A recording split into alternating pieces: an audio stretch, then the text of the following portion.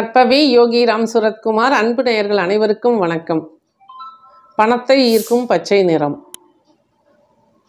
அதாவது புதன்கிழமையில் நீங்கள் பச்சை நிறத்தில் ட்ரெஸ்ஸு, ஜென்ஸாக இருந்தால் ஷர்ட்டு, லேடிஸாக இருந்தால் சாரீ, சுடிதார், உங்களுக்கு என்ன ட்ரெஸ் போடுறீங்களோ அது நல்லா டார்க் பச்சை கலர், அந்த கலர் ட்ரெஸ் போட்டுட்டு பெருமாள் கோயிலுக்கு போயிட்டு துளசி மாலை வாங்கி சாத்தி வழிபாடு பண்ணிட்டு வாங்க.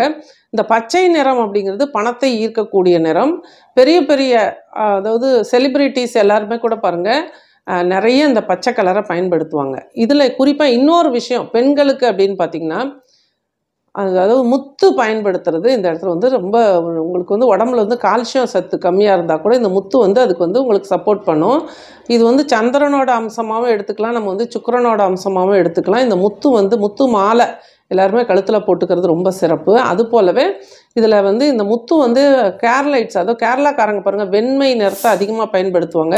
அவங்க எப்போவுமே ரொம்ப ஏழ்மையாக இருக்கிறது, ஒரு டீ கடை வச்சாவது அவங்க வாழ்க்கை வளத்தை எப்போவுமே பெருக்குவாங்க. அதனால் இந்த வெண்மை நிறத்தை அதிகமாக நம்ம பயன்படுத்தணும்.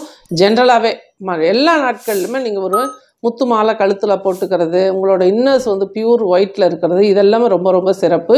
குறிப்பாக பணத்தை ஈர்க்கணும் அப்படின்னா நீங்கள் புதன்கிழமையில் பச்சை நிற ட்ரெஸ் போட்டுட்டு பெருமாளுக்கு துளசி மாலை வாங்கி சாத்தி 5 நெய் தீபங்கள் ஏற்றி வழிபாடு பண்ணும் பொழுது நிச்சயமாக தொடர்ந்து நீங்கள் காலையில் 6 to 7 பண்ணலாம், அல்லது இரவு 8 to 9 புதன் கோரையில் பெருமாளை பார்த்து வழிபாடு பண்ணுறது உங்களுக்கு ஒரு பெரிய அளவில் பொருளாதார மாற்றத்தை கொடுக்கும். நிச்சயமாக இது கல்விக்கும் அந்த இடத்துல ஒரு சிறப்பு தரும். அதனால் நீங்கள் ரெகுலராக முத்து மாலை போட்டுக்கிறது வழக்கமாக வச்சுக்கோங்க. ஆண்களாக இருந்தால் முத்து உங்கள் ஒரு செயின்லேயாவது ஒரே ஒரு முத்து மாதிரியாவது கழுத்தில் போட்டுக்குங்க. ப்ளஸ் வீட்டில் எப்போவுமே நம்ம பச்சை நிற புதன்கிழமையில் பச்சை கலர் பயன்படுத்துறது ரொம்ப ரொம்ப நல்லது.